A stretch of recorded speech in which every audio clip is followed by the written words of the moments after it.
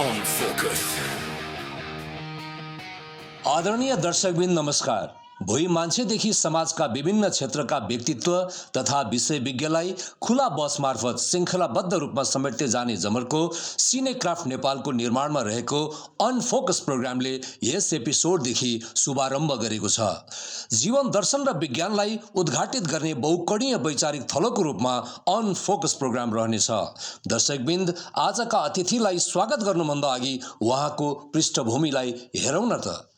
राजनीतिक र आर्थिक इतिहास बोकेको विराटनगर, त्यसै नगरीका वार्ड नम्बर 3 हिमाली टोल कञ्चनबारी निवासी बहुमुखी प्रतिभाका धनी व्यक्तित्व जो आफ्नो फरक क्षमतालाई चुनौती दिँदै ऊर्जाशील र सक्रिय जीवन बाँच्ने शैली साँच्चै नै अनुकरणीय र उदाहरणीय छ। विगत 4 दशकभन्दा बढी समयदेखि अङ्ग्रेजी विषय स्कुल तथा कलेजका विद्यार्थीलाई अध्यापन गराउनुभएका गुरु, समसामयिक वस्तुस्थितिलाई लेख मार्फत जागरुक गराउने अभियन्ता, साहित्य अनुरागी, सामाजिक सञ्जालमा सशक्त प्रतिक्रिया पस्किन माहिर, टिकटक तथा फेसबुकमा अक्सर लाइभ गायनमा देखिने फरक क्षमताका व्यक्तित्व हुनुहुन्छ पुरुषोत्तम भण्डारी, जो आफूलाई छोटकरीमा पुरु भन्न रुचाउनुहुन्छ। आओ उनै पुरुषोत्तम यानि पुरु सरसँग उहाँको जीवन सङ्घर्ष अनि जीवन दर्शनबारे उहाँकै मुखारबिन्दबाट सुनौ न त। हजुर नमस्कार। यस अनफोकस कार्यक्रममा यहाँलाई स्वागत छ। धन्यवाद हजुर। अब आजको हाम्रो बसाइ हजुरको परिचयबाट सुरुवात गरौँ हजुर कि? हजुर धन्यवाद। मेरो बोलाउने नाम चाहिँ पुरुषोत्तम भण्डारी हो। मेरो अफिसियल नाम चाहिँ विश्वराज भण्डारी हो। हजुर, विश्वराज भण्डारी। अब हजुरले अलिकति परिचयमा अलिकति हजुरको जुन बाल्यकालका परिवेशदेखि हजुर अब यो तराईको परिवेशसम्म र कलेजका जीवनसँग जोडिदिनु भयो अझै हामीलाई। हस्, यसमा कस्तो छ भने म 2021 साल चैत 6 गते खोटाङ जिल्लाको मार्सेको भण्डारी डाँडामा जन्मेको, दिप्रुङ मार्सेको भण्डारी डाँडामा जन्मेको। त्यसपछि बाल्यकाल मेरो 9 वर्षसम्म वहीँ बित्यो। त्यसपछि हामी यहाँ तराई आयौँ। तराई आउँदाखेरि पहिले हामी चाँदनी चोकमा 2 वर्ष बस्यौँ।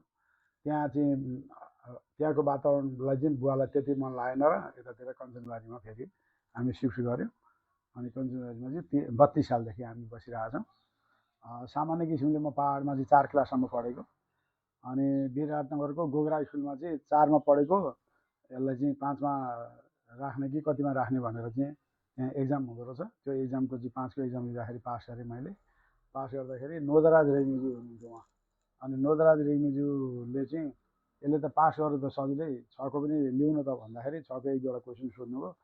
यसले 6को पनि जान्ने रहेछ, हिसाब र अङ्ग्रेजीको लिने गर्थ्यो प्राय। अनि त्यसपछि नेपालीको पनि लिन्थ्यो। ती 3वटाको जति कति क्वेसन सोध्नुभयो र 6मा राखिने भनेर 6मा राखिदिनु। त्यसपछि मैले एसएलसी गोगरा स्कुलबाट गरेँ।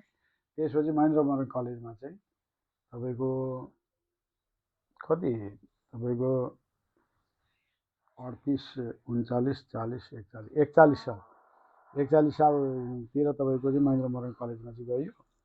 त्यसपछि मैले राजनीतिक त्यो उसमा चाहिँ त्यति भाग लिन सकिनँ है। म हिँडडुल सामान्य किसिमले गर्थेँ, आउँथेँ जान्थेँ, रिक्सामा जान्थेँ, रिक्सामै आउँथेँ। कहिलेकाहीँ चाहिँ यसो गाडी पनि चढ्थेँ, बसहरू गाडीहरू पनि।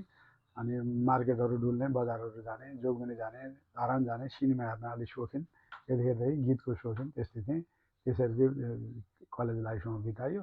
पढ्दा पढ्दै अनि तपाईँको डिप्लोमा पुगेपछि, डिप्लोमा सेकेन्ड इयर पुगेपछि चाहिँ म चाहिँ अलिकति म दिदीको घरमा बसेर पढेको वास्तवमा।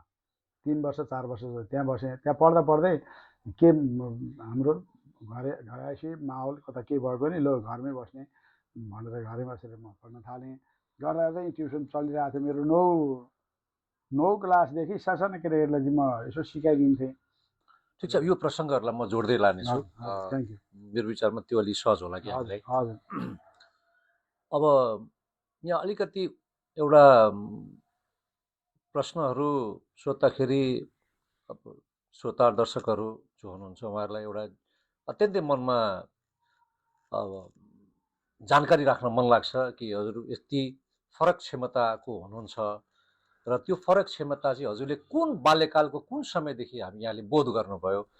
अनि त्यो बोध गर्दाखेरि प्रथम जुन क्षण थियो त्यसलाई हजुरले कसरी आफूलाई भनौँ न त्यसलाई चाहिँ म यस्तो छु, अब मैले यसबाट यसरी पार पाउँछु भन्ने एउटा लिनुभयो या अब कसैले हजुरलाई त्यसमा उत्प्रेरणा भरे हजुर त्यो पनि यसमा एउटा चाहिँ चाहिँ कस्तो छ भने अघि मैले बताएँ 9 वर्षको हुँदा पाहाडबाट तराइयो अनि त्यो 9 वर्षकै बिच अवधिमै म हिँड्दै खुत्रुका लड्ने फेरि उठ्ने हिँड्ने कुद्ने उफ्रिने सबै थोक गर्थेँ अनि के भएको होला भन्ने किसिमको त्यति थाहा थिएन किन त भन्दाखेरि हाम्रो घरमा एकचोटि बिरामी गर्नु भएर सबै धेरैजना बिरामी हुँदाखेरि म पनि बिरामी भएँ बिरामी हुनुभन्दा अगाडि चाहिँ म सामान्य किसिमले अरू सर हिँड्थेँ भने बिरामी भएर उठिसकेपछि अलिक खोच्याएर उफ्रेर हिँड्न थालेँ अरे त्यसरी हिँडेपछि लो यसलाई चाहिँ थाङ्नेको ज्वरो आयो भन्ने किसिमको चाहिँ पाहाडको भाषामा त्यसरी बोल्नु भएछ अनि यो पाहाडकै कुरा हो पाहाडकै कुरो पाहाडमा हुँदाखेरि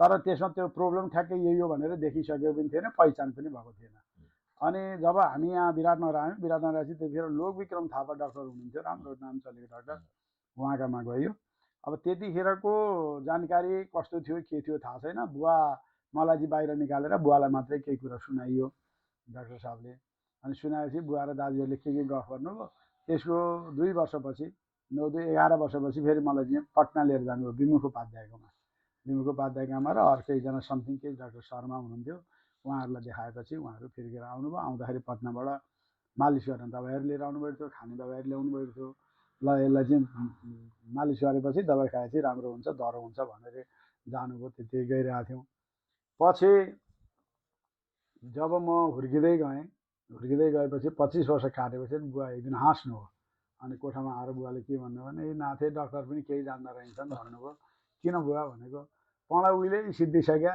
उपचारै नगर्नु केही नगर्नु भन्नुहुन्थ्यो तँ अहिले पनि हिँडिरहेछस् खाइरहेछस् हिँडिरहेछस् कहिले सिनेमा हेर्न गएँ भन्छस् कहिले कहाँ गएँ भन्छस् कहिले धरान भन्छस् कहिले जोमुरी भन्छस् के हो यो कुरो बुझ्दिनँ बुझि नसक्नु छ अपरम्पार लीला पनि भन्नुभयो हाँस्नुभयो त्यो एउटा बेला कस्तो आयो भने भेलोरमा चाहिँ मद्रास भेलोरमा चाहिँ डाक्टर पनिर भन्ने एकजना नसाको डाक्टर एकदम राम्रो भन्ने चाहिँ आउनुभयो उहाँ आएपछि टेलिफोन ल्यान्डलाइनको चाहिँ त्यतिखेर चलन थियो र घरमा कम्प्युटर पनि राखिसकेको थियो त्यो कम्प्युटरबाट चाहिँ मेलबाट चाहिँ उहाँकै बारेमा चाहिँ यहाँ जो जान्छन् भेलोर जान्छन् म भेलोर चाहिँ गइनँ भेलोर जानेहरूलाई चाहिँ मेरो बारेमा चाहिँ मेरो कागजपत्रहरू लिएर पठाउँदाखेरि उहाँले चाहिँ मलाई सम्पर्क नम्बर दिएर मसित बोल्न त भनेर उहाँले मसित बोल्नु भएको थियो र उहाँले चाहिँ त्यतिखेर के भन्नुभएको थियो त भन्दाखेरि तेरो नसाको मात्रै होइन यो चाहिँ मस्कुलर डिस्ट्रफी भन्ने रोग पो छ भन्नुभयो अनि मस्कुलर डिस्ट्रफी मात्रै भनियो त्यतिखेर नि त्यति जानियो त्यहाँभन्दा बढी जानिएन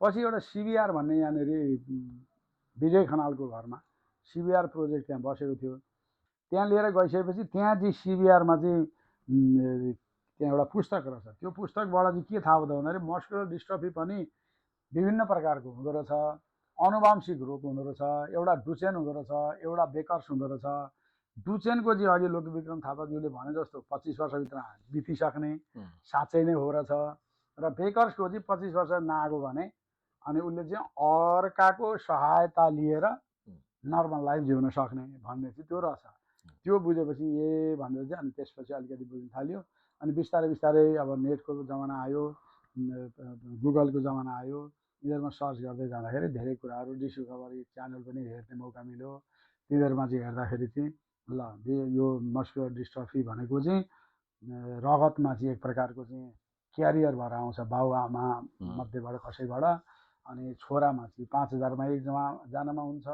छोरीमा चाहिँ 50,000मा एकजनामा हुन्छ अनि यो चाहिँ प्रोटिनको कारणले हुन्छ प्रोटिनले चाहिँ त्यहाँ प्रोटिनलाई नष्ट गर्ने भाइरस हुन्छ रगतमा त्यसले चाहिँ मसल बन्न दिँदैन मसललाई कमजोर बनाउँछ डाक्टरी भाषामा भन्यो भने ग्रेजुअल लस अफ स्ट्रेन्थ भन्नुहुँदो रहेछ उहाँहरूले त्यो भनेको यस्तो किसिमले बल चाहिँ कम हुँदै जान्छ शक्ति कम हुँदै जान्छ कि थाहै नपाइकन ग्रेजुअल्ली थाहै नभए जस्तो अहिले म यहाँ हात चलाइरहेको छु यसरी अब यो हात चलाउँदा कुन दिन यसो हुनलाई कति वर्ष लाग्छ त्यो थाहा हुँदैन किन त भन्दाखेरि फिजियोथेरापी चाहिँ यसको सबभन्दा राम्रो उपचार र त्यसपछि प्रोटिन प्रशस्त मात्रामा खाने फिजियोथेरापी गर्ने र त्यसपछि डेली हाम्रो डाक्टर साहबहरूले के भन्नुभएको छ भने जाडो होस् कि गर्मी सधैँ नहुने सकिस् भने चिसै पानीले नहुने भन्नुहुन्थ्यो उहाँले किन त भन्दाखेरि रक्त सञ्चार भयो भने त्यो राम्रो हुन्छ भनेर त्यसरी चाहिँ भनेपछि बल्ल के बुझ्यो त भन्दाखेरि ए मस्कुलर डिस्ट्रफी बेकर्स भन्ने रोग रहेछ यो चाहिँ निको नहुने रहेछ यसलाई चाहिँ अब चाहिँ हामीले के गर्नुपर्छ भन्दाखेरि त यसलाई यसैसँग जुझ्ने यसैसँग बस्ने यसै गरी चल्ने, कसरी हुन्छ आफूलाई मोडिफाई गर्ने, घर मोडिफाई गर्ने, साधन मोडिफाई गर्ने अनि आफूलाई त्यसैमा ढाल्ने भन्ने हिसाबले त्यसरी जान्छ। अब खास गरी यहाँ चाहिँ जान्न खोजेको कुरा चाहिँ के भने हजुरले प्रथम त म अरूभन्दा अलि फरक छु, अरू जस्तो म छुइनँ भन्नाले थाहा पाउँदाखेरि चाहिँ हजुरलाई अन्तर्हृदयमा कस्तो महसुस भयो, त्यो त एकदमै अब धेरै नै त्यसबाट कसरी माथि आउनु दुःखद, एकदमै दुःखद थियो होइन। धेरै नै अब त्यो पीडा पर्यो, रोइयो पनि, राति राति कल्पना गरिन्थ्यो कहाँ कहाँ कुदेको डुलेको होइन, पहाड चढेको अनि सिँढी चढेको। तर म सिँढी चढेको भन्दा चाहिँ तपाईँको 39 वर्ष 7 महिनासम्म म हिँडेको। त्यति बेलासम्म चाहिँ म भनेपछि हजुरले कुन उमेरमा थाहा पाउनुभयो कि यो थाहा पाएको चाहिँ ठ्याक्कै 11 वर्षको चाहिँ उहाँले लगेर देखाउँदाखेरि त्यो बाँकी 25 वर्षभित्र चाहिँ थाहा पाइनँ। 11 25 भने 14 वर्ष भयो होइन। म कमजोर छु भन्ने चाहिँ मलाई थाहा थियो। थाङ्नेको ज्वरो आयो, अब यो काम लाग्दैन। थाङ्नेको ज्वरो भनेकै के रहेछ भने त्यो घरमा काम नलाग्ने थाङ्नु मिल्काए जस्तो क्या। यो मान्छे पनि थाङ्नु जस्तो भयो, अब केही काम लाग्दैन भनेर मिल्काएको थाङ्नु जस्तो चाहिँ त्यो भनेको फिल हुँदा चाहिँ दुःख भएको। तर डाक्टरकै मुखबाट त्यसरी चाहिँ यस्तो हुन्छ भन्ने चाहिँ थाहा पाएको चाहिँ 25 वर्षपछि थाहा भयो। तर मलाई फेरि साथीहरूले कहिले पनि एक्सक्लुड पनि गरेनन्, सधैँ इन्क्लुड गरे। कसैले फेरि हेपेनन् पनि फेरि। किन त भन्दा म 9 वर्ष 9 क्लासदेखि नै अलिअलि 2-4 पैसा कमाउँथेँ। 30 रुपियाँ भयो पनि त्यो 30 रुपियाँले मान्छेलाई के थियो, चटपटी खुवाउँछ, बरफ खुवाउँछ भन्ने लोभ थियो। अनि त्यसले गर्दा एकदम राम्रैमा बितेँ। खालि बुवा आमाले, बुवा र दाजुले भनेको कुरो चाहिँ ए बाबु यसो पो भयो त भनेर त्यो 25औँ बर्थडेमा त हाम्रो यसो टिका लगाइदिने, जल खान दिने चलन छ नि त। ल तँलाई चाहिँ दोस्रो जन्ममा दिनु यो भनेर चाहिँ मलाई चाहिँ के भयो बुवा भनेर उहाँहरूले सुनाएको कुरो चाहिँ त्यो हो। भनेपछि यो अनि विषयमा त्यो दुःखमा पनि हाँसियो नि। ए मलाई मर्छ भनेर चाहिँ म त मस्ती छु त भन्ने खालको भयो क्या, दुःखमा पनि हाँसियो। भनेपछि यहाँनिर बुझाइ के रह्यो भने त्यस्तो हुँदाखेरि पनि आफ्ना साथी सङ्गी लगायतले चाहिँ त्यो महसुस हुन दिएनन्, त्यो पनि एउटा बुझाइ रह्यो एकदम समाजले पनि दिएन, घरले पनि दिएन। भनेपछि मन त त्यति आत्तिने अवस्था रहेन होइन। यस्तो अरे भन्ने भए त फिर पर्थ्यो, त्यहाँ अलिकति विभेद जस्तो भइदिए भए त परिहाल्थ्यो। मनमा अलिकति दुःखद हुन्थ्यो होला, त्यो वातावरण बनेन भनेर बुझ्नु पर्यो कि। अब त्यसपछि थाहा पाएको अवस्थापछि त अब कस्तो हुन्छ भने बाल्यकालको समय भनेको त्यति साह्रै उही दुखित हुने हुन्छ। तर एउटा उमेर पुगेपछि हजुरले भन्नुभयो 25 वर्ष जुन कटेपछिको अवस्था चाहिँ एक प्रकारको बोध त हजुरलाई भयो कि अब मेरो जीवन यसरी अगाडि बढ्छ, यसरी जाने रहेछ भन्दाखेरि त्यो के प्रेरणाले हजुरलाई अझै चाहिँ आत्मबल र ऊर्जा अझै भरिदिए आयो? यो चाहिँ बडा इन्ट्रेस्टिङ छ। कसो भने 25 वर्ष पुग्नुभन्दा अगाडि नै 23, 22, 23मै मैले एउटा चाहिँ एलिजाबेथ कुबलर रोसको एउटा निबन्ध पढाएको थिएँ विद्यार्थीहरूलाई डिप्लोमा लेभलको। त्यहाँ चाहिँ उहाँले के लेख्नुभएको थियो भने 5 स्टेज अफ ग्रिफ, दुःखका 5वटा चरण भनेर। अनि त्यो दुःखका 5वटा चरणमा चाहिँ अन्तिम चरण चाहिँ कोअप गर्ने नै हो त्यसलाई जसरी भए पनि भन्ने हिसाबले जाँदा। अनि मैले के सोचेँ त भन्दाखेरि म त दुःखको चरणमा त गुज्रिरहेको छु यसै गरी, र मैले थाहा पाएपछि त म हाँसेँ। थाहा पाएपछि त मान्छे अब हो र नाइ भन्छ नि त, त्यो सबैबाट चाहिँ के चाहिँ त म त मुक्त भइसकेको छु। उसो त ल मरेर बाँचेको मान्छे त बाँचिदिउँ नि त मजाले भन्नु त एकैचोटिमा त फाइनल स्टेजमा पुगेछु। 5वटा चरणमा पहिलो, दोस्रो, तेस्रो, चौथो त मैले त्यो सफरै गर्नु परेन। एकैचोटि 5औँमा किन भयो त उहाँको निबन्धले मलाई के गर्छ भन्दाखेरि प्रेरणा, जीवन भनेको यस्तो चाहिँ हो भनेर उहाँले बताइसकेको पढाइसकेको हुनाले आफैलाई चाहिँ के भयो त भन्दाखेरि ए मेरो त उसो एकैचोटि त्यहाँ गएछ भन्ने किसिमको भयो। त्यस्तो भयो। त्यसले गर्दाखेरि दुःखमा पनि मलाई हाँस उठ्यो भनौँ न एक किसिमको। अनि हजुरलाई यो अब जीवन हो, यो त बगिरहन्छ, यात्रा अविरल यात्रा। यो नदी चाहिँ कहिले बाढी आउला कहिले के आउला, नदी चाहिँ हो जीवन पनि भन्छन् धेरैले। जीवनको मेरो आफ्नै परिभाषा चाहिँ कस्तो छ, हजुरले एउटा यो साइकल चाहिँ जुन एउटा आम जनले बिताउँछन् त्यसतिर प्रवेश गर्ने केही मनसाय हजुरले राख्नु भएन कहिले पनि? त्यसमा दमिते अवस्थामा रह्यो। हजुरले एकदम ठिक भन्नुभयो। अनि मलाई चाहिँ त्यसमा चाहिँ के छ भने मेरो चाहिँ आमा र मेरो चाहिँ कुरो एकदम मिल्यो घरमा। बुवाको, दाजुको, भाइहरूको, इभन भाइले पनि केटी खोजेर चाहिँ ठिक्क पारेर ल्याएको थियो, भाइ र भाइका साथीहरूले। आमा र मेरो चाहिँ के कुरो मिल्यो भने म खुद त लड्थेँ अनि जुर्का उठेर हिँड्थेँ नि त होइन। अनि फेरि लड्थेँ, म जुर्का उठेर हिँड्थेँ। अनि मैले के भने आमालाई यसरी केटी घरभित्र आएको छ, गेटबाट छिरेर म खुत्रुक लडेँ भने त्यो अवस्था कस्तो हुन्छ आमा भनेर सोधेँ। ठिक भनिस् तैँले, त नगर बेकार बोर हुन्छ भन्नु एउटा नारीको भावबाट।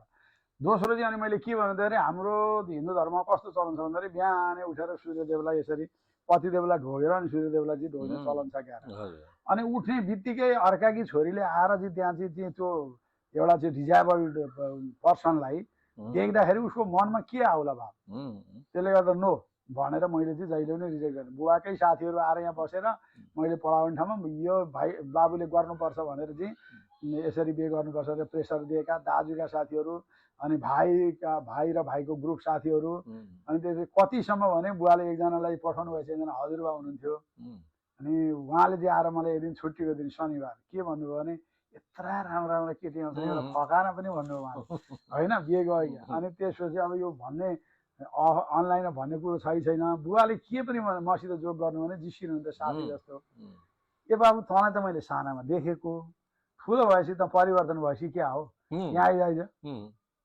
हन तँलाई मन लाग्दैन पनि भन्नु होइन यसरी जिस्किनुहुन्थ्यो अनि मैले बुवालाई प्रश्न भने बुवा कुरो यो हो मलाई चाहिँ यसमा मनै छैन तर जब तपाईँको डाक्टरले भनेका कुराबाट पनिर डाक्टरबाट चाहिँ आउँछ अब मद्रासको अपोलोको डाक्टर पनिर भन्ने उहाँले चाहिँ तेरो बच्चा बच्ची चाहिँ तँ जस्तै हुन्छ तैँले बिहे चाहिँ नगर्नु भनेपछि चाहिँ अनि मैले झन् त्यो 25 वर्षपछि त्यो चाहिँ त्यागेँ तुरुन्तै होइन पहिलो चाहिँ लाजले त्यागेँ पछि चाहिँ वैज्ञानिक कारणले नै त्यागेको भनेपछि अब समग्रमा यसलाई हामीले बुझ्दा हजुरले जीवनको यो यात्रासम्म आइपुग्दाखेरि चाहिँ अब एउटा जीवनलाई विभिन्न कोणहरूबाट यहाँहरूले विश्लेषण गरिसक्नु भएको छ वास्तवमा जीवनलाई दर्शनको रूपमा बुझ्दाखेरि चाहिँ हजुरले कसरी बुझिराख्नु भएको छ र आगामी यात्राहरूलाई कसरी अगाडि बढाउने बनाउनु भएको छ पहिला दर्शन सुनौँ न हजुरको जीवन दर्शन चाहिँ मलाई आफूलाई चाहिँ कस्तो लाग्छ भने मान्छे अलिकति माथिल्लो प्रगतिको लाइनमा भनौँ न प्रगतिको लाइनमा गएपछि कुनै कुरामा सफल भएपछि या मैले यसो गरेँ उसो गरेँ होइन मैले चाहिँ यसो नगरेको भए त्यसो हुँदैन थियो भन्ने किसिमको कुरा गर्छन् मलाई ती सबै आदर्शवादी कुरा लाग्छ जीवन चाहिँ कस्तो हो त भन्दाखेरि एउटा सङ्घर्षमय यात्रा हो अप्स एन्ड डाउन्स भइरहन्छ यसमा जे आउँछ त्यो भोग्नु चाहिँ जीवन हो त्यसलाई चाहिँ स्वीकार्नु चाहिँ जीवन हो दुःख आयो भने एकछिन दुःखी हुने त्यसपछि त्यसैलाई स्वीकार्ने सुख आयो भने एकछिन सुखी हुने त्यसैलाई स्वीकार गर्ने त्यसैमा टाँसी नरहने मलाई चाहिँ आफूलाई चाहिँ त्यो लाग्छ र विगतलाई सम्झेर पनि भावुक भएर नबस्ने भविष्यमा के होला भनेर एकदम चाहिँ कसले के गर्ला र कसो जस्तो एउटा उदाहरण दिन्छु म बुवा आमाले चाहिँ बुवा आमा यहाँ हुँदैखेरि भाइ बहिनी दाजुभाइको सबको सेटल भइसकेपछि मैले के भने भन्दाखेरि म पनि मेरो परिवार भिन्नै बसाउँछु भिन्नै बस्छु म एक्लै भनेपछि बुवा आमाले के भन्नुभयो त भन्दाखेरि कसले खान दिन्छ लुगा कसले धोइदिन्छ कसले पाल्छ यहाँ त दाजुभाइसित बस्दा त एउटा आश्रित हुन्छ भगवान्ले गर्नुहुन्छ भने मैले भनेपछि मेरो विश्वास कहाँ रहेछ भन्ने बुझिहाल्नु भगवान्ले गर्नुहुन्छ नभने अहिले भगवान्ले नै पठाइदिएका मान्छे छन् यहाँ भगवान्ले नै पठाइदिएका मान्छेले सेवा गरिरहेछन् मसल मान्छेको छिटछिटो नाश हुने अहिले धेरै टिकटकहरूमा सामाजिक सञ्जालहरूमा थुप्रै यस्ता मस्कुलर डिस्ट्रफीका मान्छेहरू आएको देख्छु उहाँहरू चिन्तित भएको देख्छु म उहाँहरूलाई चाहिँ के भन्छु त भन्दाखेरि फिजियोथेरापी गराइरहनु केही फरक पर्दैन यो चाहिँ आफूले जसरी जिउने हो त्यसरी लाने हो तपाईँले के मात्रै गर्नु भन्दाखेरि सामना गर्नु चाहिँ सिकाउनु भन्छु म पनि सामना गरिरहेको छु त्यति हो भनेपछि अब हजुरको भनाइअनुसार यहाँ यस्तै जो मस्कुलर डिस्ट्रोफी भन्नुभयो सरले उहाँहरू जो प्रारम्भिक चरणमै हुनुहुन्छ उहाँहरूलाई सरले के भन्न चाहनुहुन्छ र सरको आफ्नो भावी योजना जुन छ जो कारणले कि सरको बाल्यकालदेखि नै मैले हाँसमुख खेल्दै आएँ मैले खासै रुनु परेन भन्ने जुन छ आत्मबोधमा कुनै ग्लानी छैन भन्ने कुराहरू गर्नुभएको छ के वास्तवमा यस्तो जीवन जिउनको लागि जुन अघि बाध्य जुन योजनाबद्ध ढङ्गले जस्तै कुरा गर्नुभएको छ भनेपछि जिउने तरिकाहरूलाई छोटकरीमा भन्दाखेरि र यो जीवनबाट अब आगामीको सरको आफ्नै यात्रा पनि कसरी बिताउने के योजना बनाउनु भएको छ कि या केही छ त्यस्तो ठोस भन्ने भन्न मिल्छ भने हजुर मिल्छ यसमा अलिकति म अरूलाई चाहिँ अलिकति थोरै भनिदिन्छु केही पनि नबोल्ने केही पनि नगर्ने भन्नुभन्दा पनि एक दुईवटा जानकारी चाहिँ जो यसबाट सफरिङ गरिराख्नु भएछ उहाँको बुवा आमाले दाजुभाइले दिदीबहिनीले के चाहिँ गरिदिनु पर्छ भन्दाखेरि त्यो जो भिक्टिम छ भिक्टिमलाई पोजिटिभ वातावरण दिने एउटा दोस्रो उहाँलाई हिँडाउने डुलाउने गुड्काउने व्हिलचेयरमा राखेर के गर्न मन लाग्छ उहाँलाई बाहिरको अक्सिजन बाहिरको हावापानीसँग कोअप गराउने। त्यसपछि अर्को के छ त भन्दाखेरि उहाँको खानपानमा हेरविचार गर्ने राम्रो सरसफाइमा हेरविचार गर्ने। त्यति गरेर फिजियोथेरापी चाहिँ डेली गऱ्यो भने त्यति धेरै गाह्रो नहुन सक्छ। जस्तो गाह्रो भयो भने के गर्ने त भन्दाखेरि हस्पिटलको बेडमा रहेका 3 महिनादेखि 4 महिनादेखि सास पनि फेर्न नसकिकन डाक्टर म त बोल्न पनि सकिनँ भन्ने खालका बिरामीलाई सम्झिने र आफ्नो भिक्टिमलाई आफ्नो परिवारमा रहेको भिक्टिमलाई सम्झिने। उसको अवस्था कस्तो छ र त्यहाँको अवस्था कस्तो छ तिनीहरू पनि एक दिन निको भएर आउँछु भनेर उपचार गरिरहेछन् भने यसलाई पनि म के गर्छु त भन्दाखेरि सहज र सरल जीवन दिन्छु भनेर तपाईँहरूले फिजियोथेरापी गर्ने खानपानमा विचार गर्ने सफाइमा विचार गर्ने वातावरणमा विचार गर्ने ती कुराहरू चाहिँ दिने अर्को लागि चाहिँ यो अरूको लागि मेरो सन्देश मैले आफूले भोगिसकेको हुँ। अब मेरो जहाँसम्म आफ्नो चाहिँ के छ त भन्दाखेरि मेरो इच्छा आकाङ्क्षा चाहिँ केही पनि छैन। अब यहाँ साहित्य सङ्गीतमा पनि त्यत्तिकै सक्रिय हुनुहुन्छ। अब टिकटक लगायतका अहिलेका सामाजिक सञ्जाल फेसबुकमा सबैमा यहाँ निकै सक्रिय हुनुहुन्छ। यो अघि पनि मैले यहाँलाई अनुरोध गरेँ। अब एउटा मनमा अहिले लागेको कुनै गीत छ हजुरले सुनाउन मिल्छ भने त्यसलाई अलिकति गुनगुनाइदिनु भयो भने लिरिक्स हेर्न पाउँछु? होइन होइन त्यो सबै पाइन्छ। एउटा नेपाली सुन्दर कुनै नेपाली सबैजनाले सुन्नुभएको गीत भइदिए।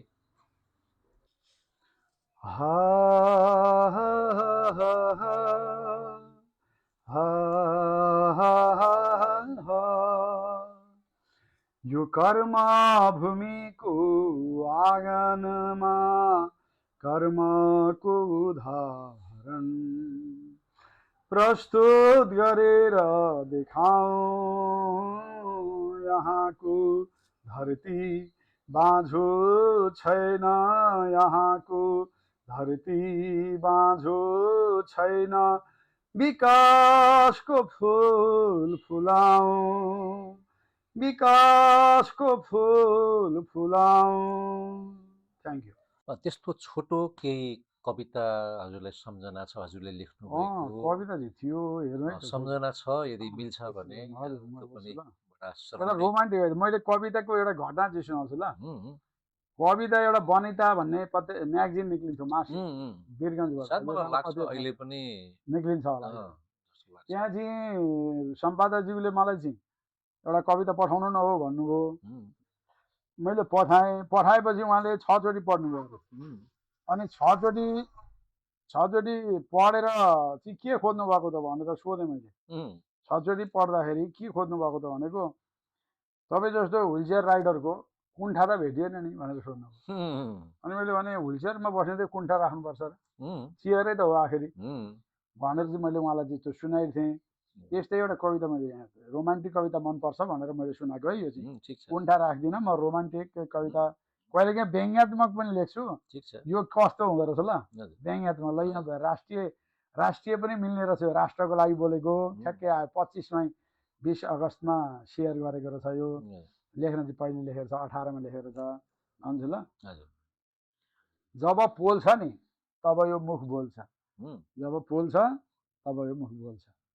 तिमी भन्छौ यसले के फरक पार्छ उता ऊ चाहिँ रातभरि जङ्गे पिलर सरक सरक सार्छ उसले यसै गरी काला पानी सार्दै थियो तिमी चाहिँ मक्ख पर्दै देवानन्दलाई खार्दै थियो। कहिले सार्यो उसले सुस्ता कहिले पुस्दै पुस्ता खोइ बोल्यो त यत्रा हुले धरतीमा पस्ता। अहिले भन्छौ मेरा आँखा विभेदकारी छैनन् राजनीतिले गर्ने कुरा मेरा कुरा होइन। राम किस्ने र सुगम हार्दा तिमीलाई पोल्दैन हेप्यो उसले कति कति तिम्रो जिब्रो बोल्दैन। इतिहास पढ्यो तिमीले को के भए अर्काको गीत गाउँदा गाउँदै आफ्ना सबै गए। अहिले तिमी मच्छी मच्छी उसका गीत गाउँछौ पछि तिमी थची थची बिलोना गाउँछौ। हेर बेला छँदै घर फर्क है तिमीले सम्मान पाउँछौ। यो आफैले लेखेको है व्यङ्ग्यात्मक पाउँछौ। होइन भने गाउँदै गर जे तिमी गाउँछौ। पोल्या छैन तिम्रो मुटु लट्टिएको बेला बोल्या छैन तिम्रो जिब्रो लट्ठिएको बेला। त्यसैले म त भन्छु झस्किहाल बिउजिहाल अब बोलिहाल अतिक्रमण भइरहेकोमा तिम्रो जिब्रो खोल। कुनै दिन तिम्रा गीत हुन्नन् तिम्रा मित काला पानी सुस्ता जस्तै जान्छन् उसैसित काला पानी सुस्ता जस्तै जान्छन् उसैसित। धन्यवाद। साह्रै राम्रो। Thank you. सरले भनेअनुसार त हामीले के बुझ्यौँ भने अब दाजुभाइसँग पनि नबस्ने, दिदीबहिनीसँग पनि नबस्ने, अनि अब बुवा आमाहरू पनि बितेर गइसक्नु भएको भनेपछि के यो एकान्तवास त होइन कतै? होइन एकान्तवास होइन, यो भगवान्सँगै म बसिरहेको छु। मेरा भगवान्हरू देखाउँ, हामीलाई त आनन्दित हुन्छ, एकदम आनन्दित हुन्छ। भगवान् सानो भगवान् हाम्रो बालकृष्ण बालगोपाल हाम्रो सानो भगवान्, यो हाम्रो बुहारी, यो भाइ। अब यसबाट चाहिँ म के सन्देश दिन्छु भन्दाखेरि अचेलभरिका घर घरमा वृद्ध बा आमा जो हुनुहुन्छ सबै विदेशमा छोराछोरी गए भनेर पिर गर्नुहुन्छ। भएको धन सम्पत्ति लोभ नगर्नुहोस्, एक एकवटा परिवार पालेर उहाँका चाहिँ छोराछोरीलाई पढाइदिनुहोस्, तपाईँहरूको सेवा गरिदिनुहुन्छ, उहाँहरूले त दिनुहोस्, बस्ने जग्गा दिनुहोस्, अलिकति घर बनाइदिनुहोस्, अनि त्यसपछि के गर्नु एउटा परिवारलाई पाल्नुहोस्। 100जनाले 100 परिवार पाल्नु भने 1000 परिवार पाल्दा पनि अर्कै एउटा अवस्था आउँछ। त्यसले गर्दा म चाहिँ आफ्नो तरिकाले मैले यसरी बाँचेको कुरो देखाएर अरूलाई पनि त्यही सन्देश दिन्छु। अहिलेको परिवार यही हो भनेर हामीले बुझ्दा एकदम हँसिलो खुसिलो परिवार भाइ, हाँसिलो टोपी निकाल। यहाँलाई यत्रो कार्यक्रमभरि मैले विविध किसिमका कोणहरूबाट क्वेसन सोध्ने प्रयास गरेँ, यहाँको जीवन भोगाई।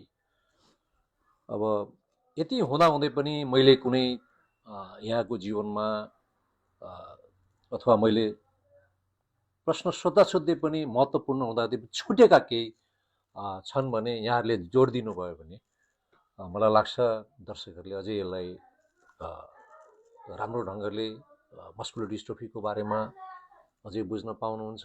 के मैले त्यस्तो छोडेँ भने त्यसलाई जोड दिनुहुन मन गर्छु।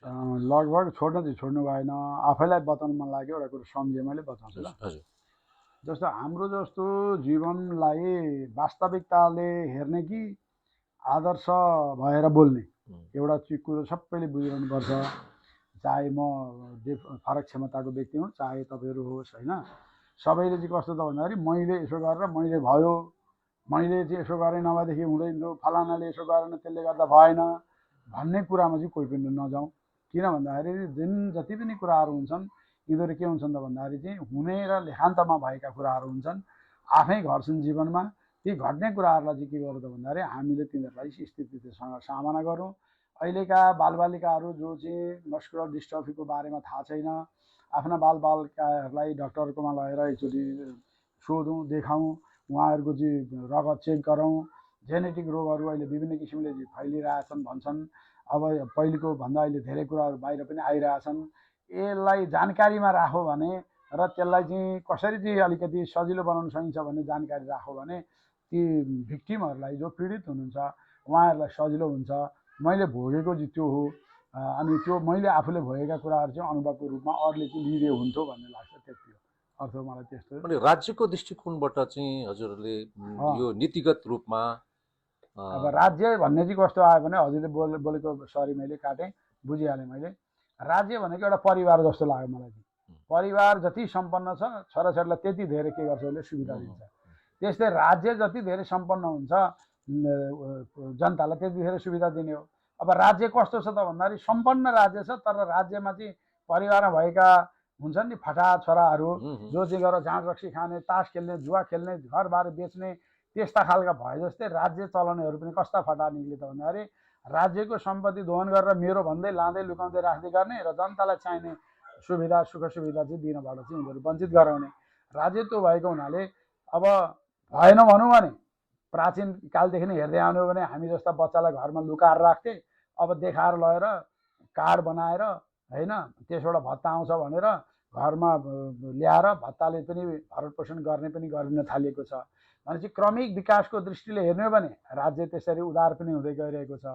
तर हाम्रो नेपाल राज्य चाहिँ के भइरहेको छ त भन्दाखेरि चाहिँ देशमा भएको सुशासन गरेर देशमा भएका जनतालाई सुख शान्ति दिनुपर्छ र यो क्षेत्रका हामी जस्तो फरक क्षमता भएका क्षेत्रका मानिसहरूलाई पनि विभिन्न किसिमको जस्तो बस्ने घरहरूको व्यवस्था गर्दै हुन्छ, तपाईँको चाहिँ त्यहाँ सेवा गर्ने मान्छेहरू राख्दै हुन्छ। र जो परिवार छ, जस्तो परिवारको म अहिले भिक्टिम भएँ, जसरी म अहिले चाहिँ भिन्नै बसेर भिन्नै किसिमले मैले परिवार चलाएर बसिरहेको छु, त्यस्तो सक्षम सबै नहुन सक्छन्। त्यस्तो परिवारलाई चाहिँ के गर्दा भन्दाखेरि उसले पाउने अंश राज्यले नै कानुनी रूपले दिलाइदिएर त्यस्ता संस्थाहरूमा चाहिँ लगानी गरेर उसलाई चाहिँ सुख सुविधा दिएदेखि राम्रो हुन्छ, मलाई त्यो चाहिँ लाग्छ।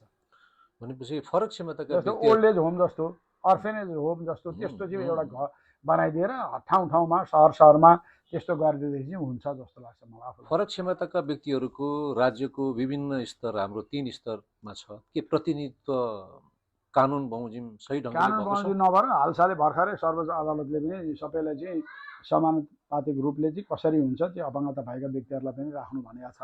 अब सर्वोच्चको आदेशै आइसकेको छ यसमा होइन। त्यसले गर्दा अब राज्यले चाहिँ चाह्यो भने राज्यले भन्दा पनि भनौँ न राजनीतिक पार्टीले चाह्यो भने राख्ने नभए नराख्ने त्यस्तो नीति छ। अब चाहिँ बाध्यात्मक नीति आउँछ कि भन्ने छ आशा छ। त्यसले अलिकति हाम्रो सम्पूर्ण आवाज उठाइदिएर यो क्षेत्रमा केही राम्रो काम गर्दैलान् कि भन्ने आशा। अब उनीहरूले नै आफ्नै लागि मात्रै म भएँ भनेर मख पऱ्यो भने त कामै सिद्धिहाल्यो। अनि यो भित्रका हाम्रो सङ्घ सङ्गठनहरू जुन यस क्षेत्रमा लागिराख्नु भएको छ उहाँहरूको आवाज त्यति मुखरित हुन नसकेको हो कि? मुखरित भन्दा पनि यस्तो छ, कस्तो छ भने राम्रो र नराम्रो पक्ष सबै ठाउँमा हुन्छ। यो हाम्रो फरक क्षमता भएका व्यक्तिहरूको लागि खोलिएका संस्थाहरूमा कतिपयहरू के छन् त भन्दाखेरि चाहिँ सबल व्यक्तिहरूले पनि काम गरिराख्नु भएको छ। अब जस्तो एउटा उदाहरण दिन्छु, म भिरकुटी मण्डपमा म चाहिँ काठमाडौँमा गएको बेला 7-8 चोटि गएँ। एकचोटि जाँदाखेरि त्यहाँ चाहिँ एकदम सबल व्यक्ति चाहिँ बसेर अफिसमा काम गरिराख्नु भएको रहेछ। अनि मैले उहाँलाई के भने तपाईँलाई यहाँ बस्ने अधिकार छैन, म तपाईँको बारेमा मुद्दा हालिदिन्छु, तपाईँले कुन आधारमा यहाँ जागिरहनु हो, तपाईँ हामी जस्तो हो फरक क्षमता भएको हो होइन भने तपाईँ किन खानुहुन्छ, तपाईँ राजनीति हाल्नु नभए तपाईँको बेइज्जत होला है त भने। मैले भन्न खोजेको के हो त भन्दाखेरि समाज कस्तो छ त भन्दाखेरि सोर्स फोर्सका आधारमा कसले कसलाई मिचिरहेछ, कसले कसलाई जितिरहेछ, कसले कसलाई चाहिएको छ त्यो जबरजस्ती भइरहेछ। अब एकदम कानुनी रूपले हो भने त्यो नपाइने कुरो हो, तर यहाँ सोर्सले फोर्सले होइन दबावले प्रभावले विभिन्न किसिमले काम गरिरहेछ। यद्यपि विकासको उसमा जाँदाखेरि इभोल्युसन अफ होइन हाम्रो मोरालिटी भने जस्तै इभोल्युसन अफ यो हाम्रो क्षेत्रको डिजिजको क्षेत्रमा चाहिँ काम गर्दाखेरि राज्य चाहिँ कहाँ छ त भन्दाखेरि पहिले चाहिँ चिन्दैन थियो भने अहिले चिनेर मासिक भत्ता दिएर गरिबहरूलाई चाहिँ अथवा यो फरक क्षमता भएकाहरूलाई चाहिँ क्याटेगोरीमा बाँडेर भत्ता दिएर चाहिँ यसो सान्त्वनासम्म दिएको छ र राज्यमा पनि पहुँच पुगोस् भनेर उहाँ कोटाबाट चाहिँ अपाङ्गता भएका कोटाबाट चाहिँ राज्यमा चाहिँ प्रतिनिधित्व गराउनु भनेर सर्वोच्चले आदेश भनेर आशावादी हुने ठाउँ धेरै रहेछ। आशावादी चाहिँ किन हो त भन्दाखेरि समाज परिवर्तन हुन जान्छ, जति जति परिवर्तन हुँदै गयो त्यति विकास हुँदै जाने हो, चेतनामा पनि विकास हुने हो। जति धेरै चेतनाको विकास भयो त्यति के हुन्छ त भन्दाखेरि हामीले पनि त्यसबाट पाउने उपलब्धि सबैले पाउने हो, हामीले त झन् विशेष गरी पाउने भइहाल्यो। त्यो आशावादी गर्छु। हस् त, धन्यवाद। हस् सर नमस्कार। हजुर नमस्कार। पुरुषोत्तम भण्डारी सरको छिमेकी हुनुहुँदो रहेछ यहाँ, छिमेकी जस्तैमा छु अहिले चाहिँ। अब उहाँ सरलाई कस्तो व्यक्तित्वको रूपमा यहाँले कहिलेदेखि चिन्दै आउनु भएको छ, आफ्नो छोटो परिचय दिँदै सुरु गरिदिनुहुन्छ कि? मेरो नाम चाहिँ विदुर प्रसाद ढुङ्गेल। पुरुबाबुसँगको भेटघाट चिनजान साँच्चै भन्यो भने 36 सालदेखि भन्नुपर्छ औपचारिक रूपमा। शारीरिक एउटा अशक्तता भनौँ न, खास गरी आफ्नो खुट्टाले यसो हिँड्डुल गर्न नसके पनि पछि उमेरको चाहिँ होइन निकै लामो। पुरुबाबुको सन्दर्भमा चाहिँ पहिलो कुरा चाहिँ मैले त्यो देखेको एउटा शारीरिक असमर्थता भइकन, फरक क्षमताको मान्छे भइकन पनि तदुपरान्त पनि उहाँमा त्यो एउटा रसिकपन र एउटा भन्छ नि त्यो हाम्रो त्यो ओरन्ठोलेपन बालापन जस्तो कहिले पनि कमी भएको मैले महसुस गरेँ। मान्छे डिप्रेसनमा जान्छ। डिप्रेसनमा जानु भनेको त्यो अल्टिमेट भनेको चाहिँ त्यो सुसाइडमा पनि जान्छ। तर उहाँले एउटा ठुलो आँट गरेर पनि दाजुभाइहरू राम्रो सम्बन्ध छ। उहाँले म नितान्त एउटा निजी परिवार बनाउँछु भनेर एकजना यहीँको हाम्रो स्थानीय भाइ ल्याएर उसको विवाह गराएर उसबाट सन्तान जन्माएर उसलाई नाति मानेर ठानेर एउटा सानो परिवार, राम्रो परिवार, सुन्दर परिवारको चाहिँ सिर्जना गरेर बस्नु भएको छ। धेरै ठुलो सहयोग छ त्यो भाइको, हाम्रो सहयोगी भाइ छ। अनि कुनै प्रतिभाहरू छ कि मैले बिचमा जोडेँ? होइन, प्रतिभा त यस्तो अब एकाडेमिक हिसाबले हेर्ने भनेदेखि चाहिँ उहाँले स्वाध्याय भन्नुपर्छ। त्यसपछि अब कलेज जानुभयो, उहाँलाई कलेज जानुभयो, क्याम्पस जानुभयो। तर पछि अलिकति अशक्त भइसकेपछि मलाई लाग्छ खोइ स्वाध्यायले जस्तो लाग्छ। अङ्ग्रेजी विषयमा चाहिँ उहाँको चाहिँ अधिकार कमान्ड छ। अनि घरमै बसेर चाहिँ केटाकेटीलाई चाहिँ बरु किन चाहिँ खाली बस्ने भएर उहाँले होम ट्युटरको रूपमा चाहिँ वर्षौँ उहाँले पढाउनु भयो, धेरैको उद्धार पनि गर्नुभयो। कतिलाई अब नाम मात्रको शुल्क लिएर त्यो बेलामा होइन, त्यो 40 वर्ष अगाडिको कुरा हो। अनि कसैलाई चाहिँ निःशुल्क पनि, कसैलाई विशेष अलिक डल स्टुडेन्ट हुन्छ नि त, त्यसलाई विशेष पनि निगरानी लिनुभयो, कोच पनि दिनुभयो। सामूहिक क्लास लिँदाखेरि यहाँ त 3-4 सिफ्टमा पनि क्लास मैले भएको चाल पाएको छु। अब केही वर्षदेखि चाहिँ अहिले उहाँले धेरै वर्ष भयो थाके होला भन्ने हिसाबले स्वतन्त्र जीवन बस्छु भनेर भन्नुभएको छ। अब उहाँको चाहिँ निजी अब सौखका कुराहरू, हबिजको कुराहरू गर्दाखेरि चाहिँ उहाँ केही लेख्नुहुन्छ मनमा फुरेका कुराहरू, त्यति धेरै प्रकाशित हुँदैन। उहाँको लेख आर्टिकल चाहिँ कहिलेकाहीँ आउँछ स्थानीय पत्र पत्रिकामा। उहाँको कविताहरू चाहिँ उहाँले चाहिँ नितान्त मलाई लाग्छ ओन्ली फर सेल्फ इन्टरटेनमेन्ट, स्वान्त सुखाएको लागि लेख्नुहुन्छ र लुकाउनुहुन्छ जस्तो लाग्यो। अनि हामीले यसो दुईवटा सुनेका छौँ, हामी पिकनिक वनभोजमा कहिलेकाहीँ जान्छौँ, उहाँ पनि जानुहुन्छ, भेट हुन्छ, रमाइलो गर्छौँ। गीत सङ्गीतमा उहाँको धेरै चाहिँ ठुलो एकदम रुचि छ। उहाँ गीत गाउनुहुन्छ। मलाई लाग्छ गीतको सन्दर्भमा कहिलेकाहीँ सामाजिक सञ्जालमा, फेसबुकमा, यसो स्मुलमा, स्टार मेकरमा उहाँले चाहिँ होइन कुनै युगल गीतमा अथवा कुनै आफ्नो सोलो गाउँदाखेरि चाहिँ बराबर गीत राख्नुहुन्छ। मलाई लाग्छ आजसम्म उहाँले सामाजिक सञ्जालमा जुडिसकेपछि 4-5 हजार होइन 8 हजारको सङ्ख्यामा चाहिँ जो आफूलाई उहाँलाई मनपर्ने हिन्दी नेपाली गीतहरू चाहिँ गाइसक्नु भएको छ। उहाँ सिक्किम पनि पुगेपछि उहाँ चाहिँ जो विराटनगरमा प्राय चाहिँ जो दिन बिराएर चाहिँ जो विराटनगरमा चाहिँ जो कुनै पनि कार्य होस्, विवाह व्रतबन्ध आदि इत्यादि होस्, सप्ताह होस्, पुराण होस् होइन, त्यसपछि आफन्तका साथीभाइका चोकतिर, बजारतिर, सपिङतिर उहाँ चाहिँ जो ठिक छ एउटा गुड्किने कुर्सीमा भए पनि, अब अहिले त एउटा सेल्फ एउटा अटो आएको छ होइन, ब्याट्रीवाला, नभए सहायकले पनि, अब सहायक त सँगसँगै हुन्छन् नै भाइ चाहिँ होइन। अब उहाँको चाहिँ जो साथीभाइ हलो हाई हिँड्दाखेरि चाहिँ जो कहिले एयरपोर्टतिर मजाले त्यो गार्डन टाइपको छ त्यहाँ पनि पुगेर चाहिँ जो उहाँले रिल्स र चाहिँ जो आफ्नो क्लिपहरू चाहिँ दिनमा चाहिँ जो आफूलाई मन लागेसम्म हाल्नुहुन्छ।